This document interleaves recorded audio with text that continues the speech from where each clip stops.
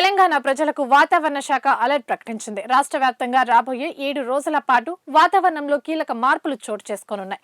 ఈ మేరకు హైదరాబాద్ వాతావరణ కేంద్రం అత్యంత కీలకమైన ప్రకటన విడుదల చేస్తూ రాష్ట్రానికి యెల్లో అలర్ట్ జారీ చేసింది.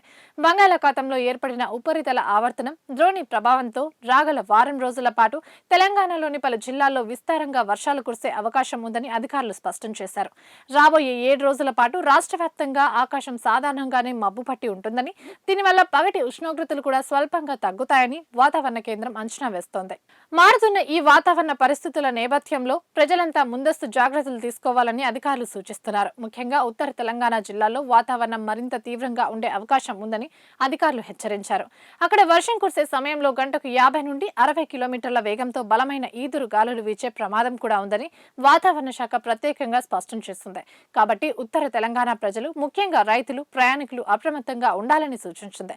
ఇక ఉత్తర తెలంగాణలో గాలుల ఉధృతి ఎక్కువగా ఉన్నప్పటికీ రాష్ట్రంలోని మిగిలిన ప్రాంతాల్లో తేలికపాటి నుంచి మోస్తారు వర్షాలు కురుస్తాయని అధికారులు చెబుతున్నారు.